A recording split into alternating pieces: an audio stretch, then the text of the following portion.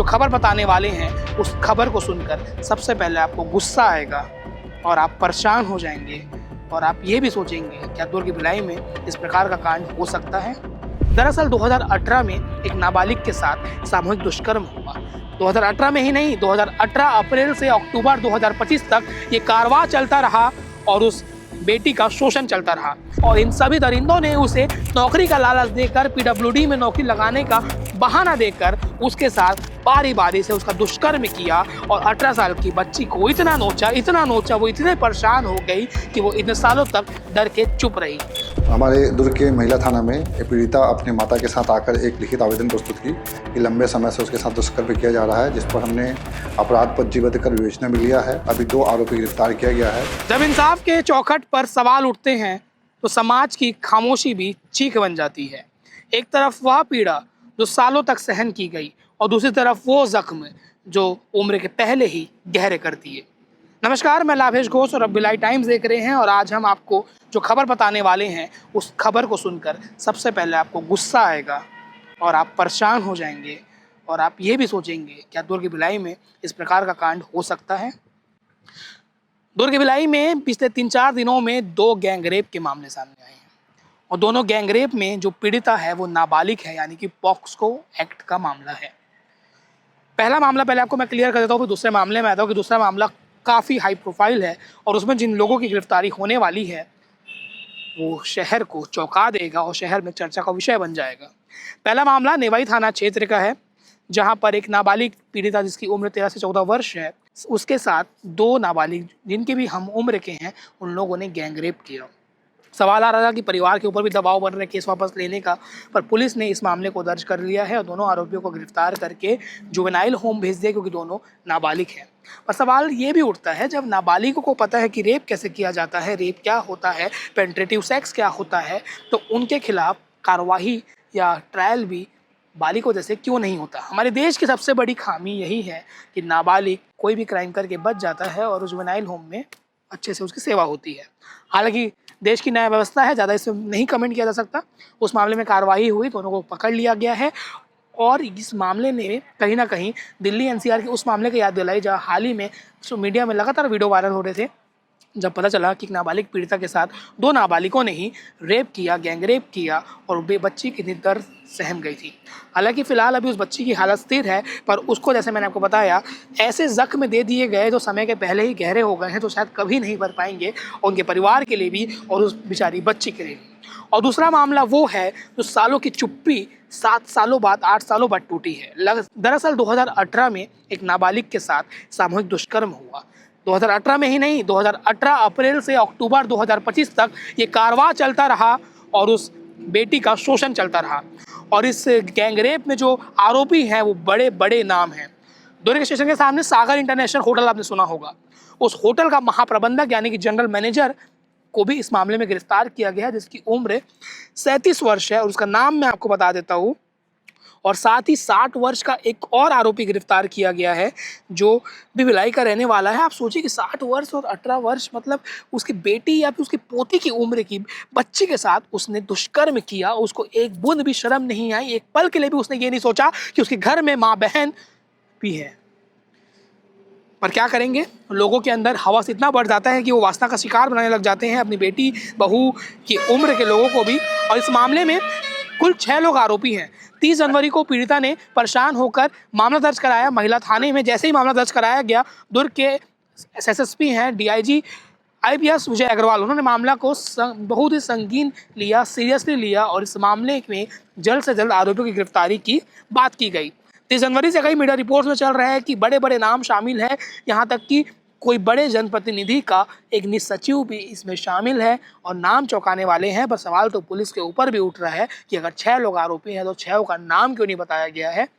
वहीं इस मामले में पुलिस का तर्क है कि उन 6 में से सिर्फ 2 की गिरफ्तारी हुई है, बाकी लोगों ने फ़ोन बंद कर दिया है, उनकी गिरफ्तारी नहीं हुई है। हमने एडिशनल एसपी मणिशंकर चंद्र से बातचीत की क्योंकि वो पुलिस प्रवक्ता हैं। पुलिस के द्वारा जो मैसेज है उन्होंने बताया कि उन फ़ोन बंद कर दिए, उनकी तलाश जारी है और बड़े नाम उसमें हो सकते हैं, जल्दी पुलिस खुलासा करेगी। पर 31 जनवरी है आज और पुलिस ने विज्ञप्ति जारी करके बताया है कि पुलिस ने 2 लोगों को सामूहिक दुष्कर्म मामले में गिरफ्तार किया है। विजय स्वाइन उम्र 37 वर्ष, जो दुर्गा नगर पश्चिम भिलाई का रहने वाला है और जनरल मैनेजर है सागर होटल का, और अनिल चौधरी जिसकी उम्र 60 वर्ष है और जोन 1 खुर्सीपार का रहने वाला है। और इन सभी के खिलाफ पॉक्सो एक्ट के धाराओं के तहत भी दर्ज किया गया मामला, और बीएनएस की धारा 65(1) यानी कि दुष्कर्म, 70(2) यानी कि गैंग रेप, और पॉक्सो एक्ट का धारा 6(12) के तहत कार्रवाई की गई है। और पुलिस ने बताया है कि 7 सालों तक नाबालिग से शोषण किया गया, जानते हुए कि ये नाबालिग है। और आप जानकर हैरान रह जाएंगे कि उस नाबालिग को आस थी एक नौकरी की, और इन सभी दरिंदों ने उसे नौकरी का लालच देकर पीडब्ल्यूडी में नौकरी लगाने का बहाना देकर उसके साथ बारी बारी से उसका दुष्कर्म किया, और 18 साल की बच्ची को इतना नोचा, वो इतने परेशान हो गई कि वो इतने सालों तक डर के चुप रही। पुलिस का दावा है कि जल्द बाकी आरोपियों को भी जल्द पकड़ लिया जाएगा और उनकी तलाश की जारी है, रेड मारा जा रहा है। पर सवाल तो पुलिस पर भी उठेगा कि अगर 6 लोग आरोपी हैं तो अब तक सभी का नाम क्यों नहीं बताया गया है। हालांकि इन्वेस्टिगेशन का पार्ट है, पर ऐसे लोगों को बदनाम करना और ऐसे लोगों का तस्वीर दिखाना बहुत ज़रूरी है, क्योंकि ये लोग समाज के वो राक्षस हैं जो आज भी, जिनके कारण आज भी हमारे घर के बहू बेटी बिल्कुल सुरक्षित नहीं है। मीडिया रिपोर्ट्स में कल से खबर चल रही है, उसमें ये बताया जा रहा है कि पुलिस ने कई जगह रेड मारी है और कुछ लोगों को गिरफ्तार कर लिया है। कुछ लोगों का कहना है कि 5 लोग गिरफ्तार हो गए, एक फरार है, पर इसकी पुष्टि नहीं की जा सकती। और कोई शादी के फंक्शन से बाहर था, तो कोई कुछ कारण से बाहर था, पर इसमें जब नाम सामने आएंगे, जिन लोगों का भी नाम है, तो काफ़ी हैरान करने वाला होगा और कहीं ना कहीं भिलाई दुर्ग को हिला देगा। पुलिस से उम्मीद है कि वो निष्पक्षता से, एसएसपी विजय अग्रवाल से दरखास्त है कि ऐसे दरिंदों को इतनी सख्त सजा दिलवाइए आप कोर्ट के माध्यम से कि पूरा समाज याद रखे और कोई इस प्रकार से गलत कृत्य करने का कोशिश ना करे।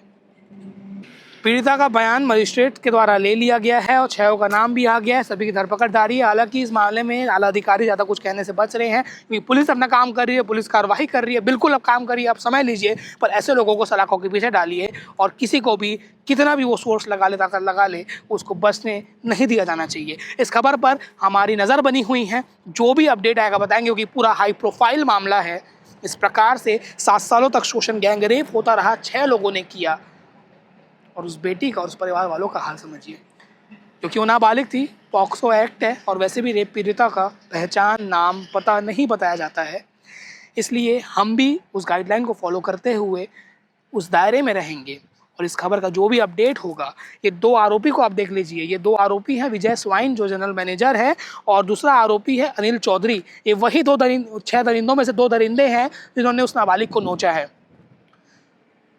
सुरक्षित भारत, सुरक्षित छत्तीसगढ़, सुरक्षित भिलाई दुर्ग तभी बन पाएगा जब ऐसे लोगों के खिलाफ सख्त कार्रवाई हो। इस खबर को बनाते हुए बेहद ही आक्रोश भी आ रहा है, पर हमारा काम है दोनों पक्ष को बताने का। हम पुलिस से बात करने का प्रयास करेंगे कि इस मामले में पुलिस का क्या कहना है। अगर पुलिस कुछ बोलेगी तो वीडियो आगे लग जाएगा। इस मामले को लेकर आप क्या सोचते हैं, कमेंट सेक्शन में बताइएगा। ऐसे लोगों को क्या सज़ा मिलनी चाहिए, और भिलाई दुर्ग में ऐसे मामले आना 2 गैंगरेप के 2 नाबालिगों के साथ एक किस और इशारा करता है, ये भी बताइएगा। शुक्रिया, मैं लावेश। सर, गैंगरेप का मामला दर्ज हुआ है महिला थाना में, क्या कुछ मामला है, कितने आरोपी, कितनी गिरफ्तारियां हुई हैं? हमारे दुर्ग के महिला थाना में पीड़िता अपने माता के साथ आकर एक लिखित आवेदन प्रस्तुत की कि लंबे समय से उसके साथ दुष्कर्म किया जा रहा है, जिस पर हमने अपराध पंजीबद्ध कर विवेचना में लिया है। अभी 2 आरोपी गिरफ्तार किया गया है। पहला है विजय स्वाइन करके व्यक्ति है, जिसको गिरफ्तार किया गया है। दूसरा व्यक्ति जो अनिल चौधरी करके है, जिनकी गिरफ्तारी की गई है, और बाकी अन्य आरोपी जो है उनकी तलाश की जा रही है। कितने आरोपी बनाए गए हैं सर इसमें? प्रथम दृष्टिया अभी इसमें 6 आरोपी हैं, जिसपे पता तलाश किया जा रहा है। पीड़िता की शिकायत पे ऐसा क्या लगा आपको, इतने सालों बाद वो पुलिस के पास पहुंची है? अभी पीड़िता की लगातार पूछताछ किया जा रहा है और उनसे बयान लिया जा रहा है, तो एक्चुअल मामले बाद में निकल के सामने आएंगे।